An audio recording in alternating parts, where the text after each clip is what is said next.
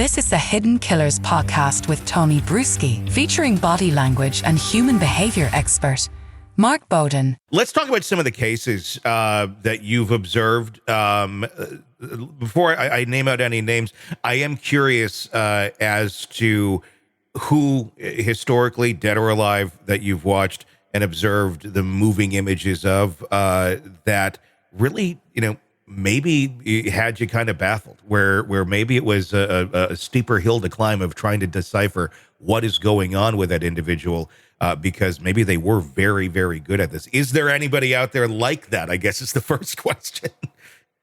You know what? Nobody comes to mind in that. Nobody really comes to mind because ultimately, in many cases, we know the outcome. Mm-hmm. We know the outcome. And in cases where we're looking at, so for example, been looking at a situation just recently on a YouTube show that I'm part of, the Behavior Panel. Sebastian Rogers, a young child who's disappeared, and many people are looking at the parents. Mm-hmm. Certainly online, they're looking at the parents and going, well, they must be involved in some way. Well, why? Because it's a mystery. Mm-hmm. And so in a mystery, you need a target. You need something to stop the confusion of it. And statistically, it's a fair bet that parents might be involved statistically, but it's not 100%. So it means it's nowhere near 100% the parents will be involved. So we'll bias towards the statistical bias, and we'll create evidence in our minds that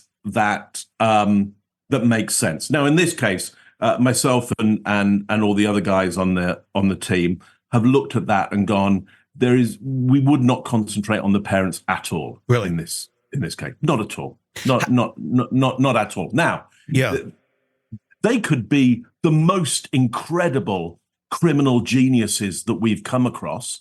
It's possible. Mm-hmm. I mean, ultimately, everything is possible. Mm-hmm. Is it probable based on the evidence that we've seen? When I say evidence, I say we are looking at video of them being questioned by a reporter about this, and the reporter is questioning fairly well about this.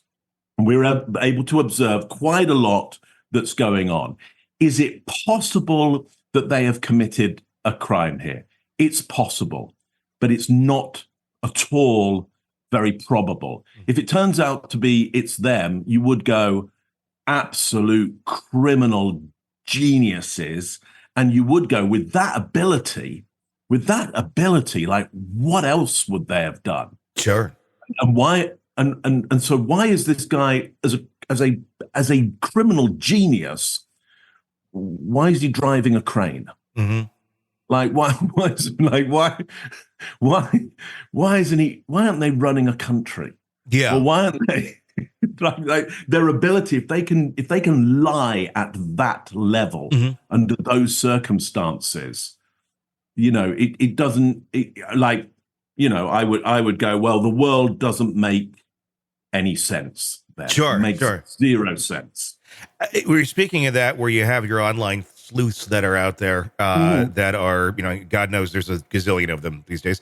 And some, they seem to kind of have some more accuracy to them, some not so much. How often do the online sleuth community get it wrong, where they're looking at behavior? They may not be an expert anywhere near your level or have much education in that, but they have their gut, and their gut's telling them this or that. How often do you see that and you go, no, you guys are completely wrong? Yeah, so look, the gut instinct is really important, because the gut instinct is designed to keep you alive today. Mm-hmm. It doesn't care about being accurate.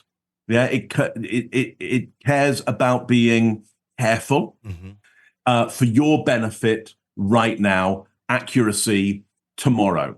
So it will bias towards negatives. It will have a very, very strong bias based on past history that it's had. It will also forget the times that you got it wrong, where it wasn't fatal or critical. Okay, so you'll have a lot of people going, well, I think these people are guilty. Well, why? What's your evidence?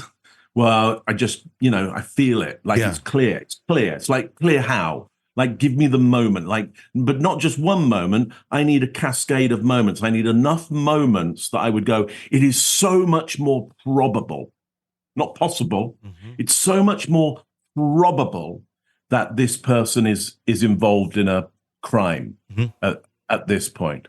And people will go, well, I just feel like it's the case. Okay. And they'll go, and I usually get this stuff right. Mm-hmm. All right. Can I see your stats on that then? Yeah. Can I see? And I don't want to see how many times you got it right. Mm-hmm. I want to see how many times you got it right and you got it wrong. Because if you just go, I got it right 10 times. Great. Yeah. Do you remember the 70 that you got it wrong? Yeah. Yeah.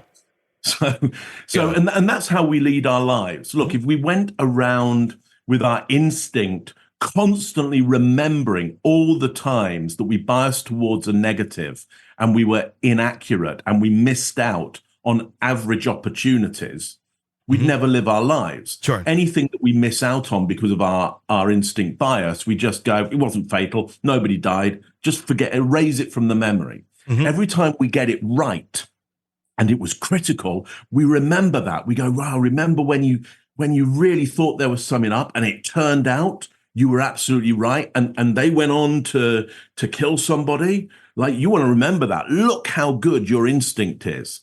Well, it got it critically right once. Yeah. Yeah. And so you survived. Yeah. Want to listen ad-free?